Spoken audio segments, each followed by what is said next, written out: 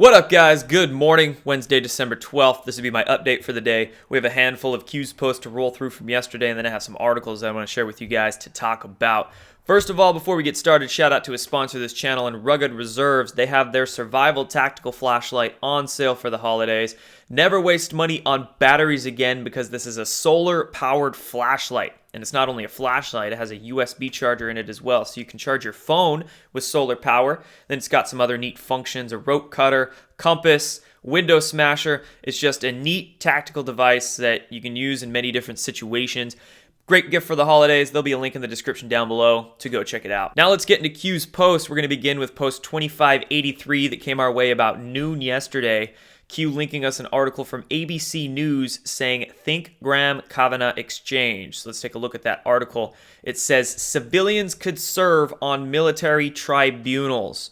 Now, this article is from almost exactly 17 years ago, December 10th, 2001, so it came out just after September 11th, but it has everything to do with what's going on right now, which is why Q linked it.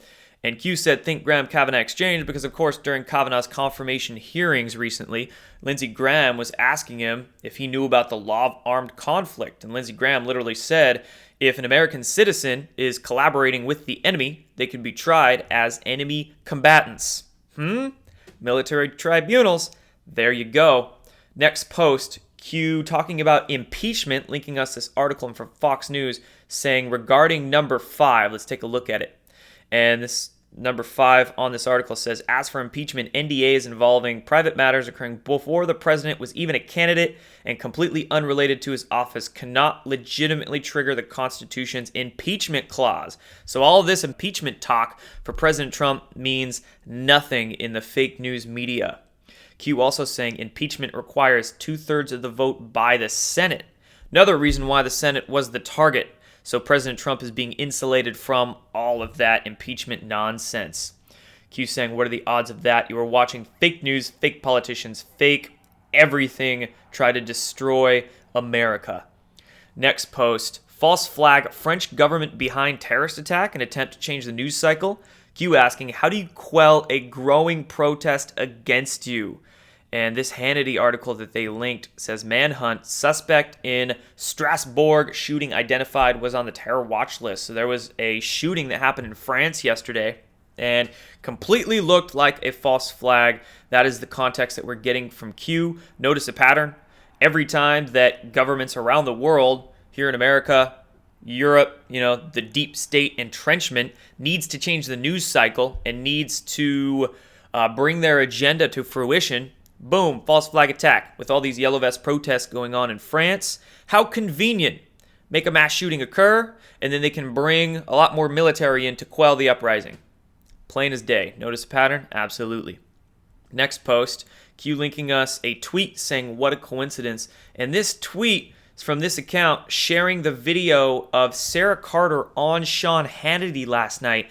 And John Solomon on there as well. So two great journalists who have been feeding us a lot of truth lately. And Sarah Carter literally says lots of sealed indictments. Lots of sealed indictments. And she makes a point to say it near the end of this particular segment. And then it was pretty funny. Sean Hannity goes, I got a lot of sources. I got great sources. I know all of you guys too. Smiling. Really cheeky. A lot of messages behind that. What are their sources? Q+? Q? Maybe. But Sarah Carter basically confirming our sealed indictments right there. Lots of sealed indictments. And if you actually look at Sarah Carter's Twitter account, who she follows actually follows a few QAnon accounts. I know she follows Lisa May as well. Pretty interesting, All for a LARP? All for a LARP? Ha! Next post here, we're getting into Google now. So there was a fire that broke out at a tech building in China. And this tech building happens to house Google's offices there in China. This fire broke out late last night, and Q giving us some background saying, Google CEO says no plan to launch censored search engine in China. But of course, they might not be planning to launch it, but what if they already gave Google access to the technology? Google wouldn't have to launch it. China would be making their own search engine based off this tech that they already have, right? So this really subtle, nuanced doublespeak there from the Google CEO, Q saying, how do you cover your tracks? Start a fire. Just like in Hillary's attic earlier this year, right? What were they burning? What's Google burning here, right? Google says no plan to launch, but what if Google already gave access to China and China's going to launch it? Just like I mentioned a minute ago. Doublespeak. Will China be announcing a state-funded and state-made new search engine in the coming months? We'll see about that. Maybe not anymore since this got put on blast. The fire that brought down Google. Then right here on the same topic, Google upcoming financial statements should receive extra scrutiny. So 10-Q. 10-Q is a yearly financial statement that corporations make. And Q basically saying that's the financial statement that we should be scrutinizing. Follow the money. Help will be provided. Here's a little bit of help that was provided by the Anons and posted to Twitter. Q linking this tweet saying, what a coincidence. And this particular tweet is about Google CEO dumping a bunch of stock. Let's take a look at that photograph. So look, over the past couple weeks, the CEO, Mr. Sundar there, look at all of these shares, the shares amount in this column right here, that have been dumped at the unit price. Total proceeds of all the stocks that were dumped. Look, basically like 1 million at a time, like multiple times a day. On the 6th, look at that, like what, 10 million-ish, you know? Looking at this off the top of my head, millions and millions of dollars of stock dumped by the Google CEO. What a coincidence. It's like they know something's coming. No doubt. So there's all the Q's posts we wanted to go through. Lots of stuff going on with Google. They are crashing. Sorry, Alphabet. And then false flags in France. Sealed indictments being confirmed by Sarah Carter. And Graham Kavanaugh exchange. Military tribunals coming up. Now let's move through some of the other posts I want to talk about. So back to the France protests. I saw this article come out in MSN.com. Just bad, really bad propaganda. It looks like they took it from Bloomberg here. France to probe possible Russian influence on Yellow Vest riots. Hot damn, those Russians, they're just in like every single country, aren't they? I mean, there's got to be like 5 billion of those Russians, aren't there? They seem to meddle in everything. And this fake news here saying, according to the Alliance for Securing Democracy, wow, about 600 Twitter accounts known to promote Kremlin views have begun focusing on France. Yeah, that is straight up bullshit. They need false flags, they need Russians, they need everything they can to quell those Yellow Vest protests, but it's not working. It's not working at all. Next article, The Atlantic. Look at this. What the president could do if he declares a state of emergency. This is one of their featured news articles in their January-February 2019 issue, and the subtext says, from seizing control of the internet to declaring martial law, President Trump may legally do all kinds of extraordinary things. Wow, what a coincidence. And they literally mention martial law. Now remember, we have an executive order that was signed back in March of 2018 that's going into effect 1st of January here, basically saying that military tribunals can be declared under martial law, and that is opening us up for these military tribunals that Q has been referencing to begin. So wow, what a coincidence that The Atlantic would be running an article like this right now, trying to scare all of their readers. Oh my God, we don't want a state of emergency. Well, actually, we're already in a state of emergency, right? Remember that executive order that was signed in December of 2017? The human rights corruption abuses, you know, as Q said, follow the executive orders. They're all lining up purposefully for all this to take place. So technically, we're already in a state of emergency. The executive order that's coming up that goes active in January has to do with martial law. So, oh my God, what a coincidence. Look at all these dots that they are trying to cover up right here. Try to dissuade their readers from realizing and then just scare them with a bunch of mind-controlling fear porn here. So, pathetic from The Atlantic. Next article out of Politico, going through a lot of bad propaganda here, but it sheds a light on a lot of stuff, you know. A lot of people don't like to read the mainstream media these days, but I disagree. I love to read the mainstream media. You just have to read it with a very particular way of discerning, you know. Understand the BS that they're trying to feed you. And this one here says 44 ex-senators warn that the U.S. is entering a dangerous period. Wow, all these swamp folk, 4 former senators, warned current and future members of the Senate on Monday. Senate, of course, warning the Senate, of all places, that the United States is entering a dangerous period. Wow, this was an op-ed published by the Washington Post. I didn't even realize that till I read this here. Washington Post, they're sure leading a lot of the attacks, aren't they?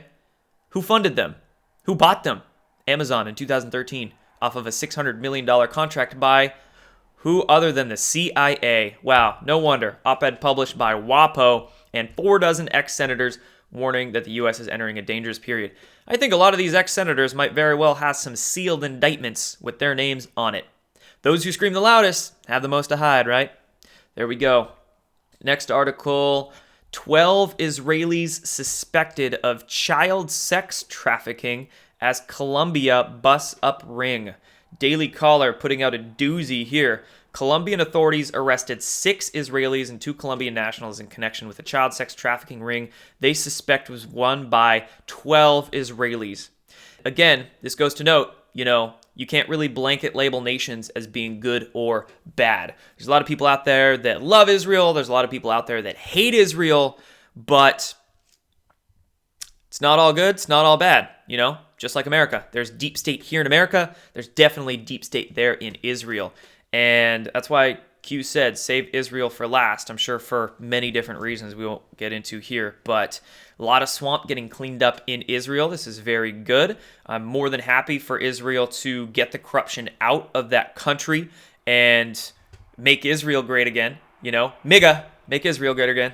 Make the world great again. Make Earth great again, right? Mega, maga. So, man, when it comes to Israel, there's just a lot of trafficking we see come out of that country. I remember reading recently about organ trafficking being busted in Israel. So we have child sex trafficking being busted here. Whew, disgusting stuff, but needs to be exposed. And then a couple more things I want to talk to you guys about. This one, now we're moving on to talking about space, really. I can't not do that. Tom DeLonge paranormal series Strange Times in development at TBS. So Tom DeLonge, he's been heading that whole To the Stars Academy, trying to work disclosure of the UFO phenomenon and some of the technologies that go hand in hand with that. But remember, who's got their little dirty fingerprints all over this To the Stars initiative? John Podesta. John Podesta was emailing with Tom DeLonge back in 2015. Check WikiLeaks emails. I actually noticed that not too many people are familiar with the fact that John Podesta was emailing with members of Lockheed and the Air Force and Tom DeLonge about zero-point energy and extraterrestrial intelligence. Well, that's because John Podesta wants that distraction disclosure over here, right? We've got articles coming out of the Rolling Stone trying to cover up Pizzagate, and then over here we've got TBS trying to blast some UFO stuff out into the public.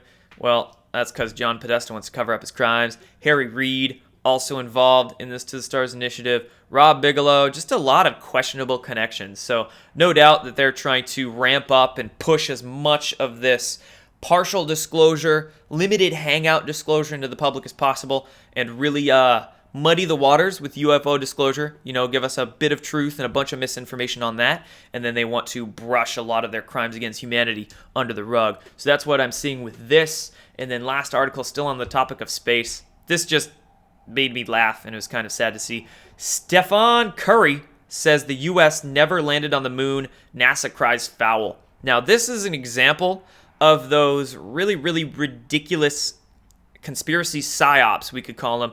They get pumped out into the public like flat Earth, like the fake moon landing thing, things like that. Stories like that are very easy to marginalize we'll call them conspiracy realists or truth seekers with, Oh, fake moon landing, and then NASA can cry foul, and a whole public, the mass public will laugh at anybody that starts questioning the narratives, and they'll get caught up with the NASA narratives, the official story, and they often use recording artists, musicians, or athletes. They use these celebrities to either pump out the stories purposefully or if one begins to question even well-intentioned and just questions the story, they use them as the useful idiot in their agenda. NASA cries foul. They shit on Curry for doing that. It's kind of sad. So that's how they marginalize these issues. And when it comes to landing on the moon, I totally believe that Apollo did get to the moon. There's a lot of, things that people try to pump out there, illogical statements, much like the flat earth stuff, just non-logic, nonsensical arguments. But totally makes sense that NASA landed on the moon. It just makes also sense that NASA didn't tell us what they really found there when Apollo landed on the moon, by way of maybe structures on the moon or craft in the sky that the astronauts were seeing. Misinformation, world of spin, right? World of spin. And there could have even been fake videos made that were put out along with real videos just to muddy the water. So it's a very complicated situation with this all. But anyway, that's where I'm going to wrap up. Thank you guys for watching. Appreciate your support. I'll be talking to you again soon. Take care.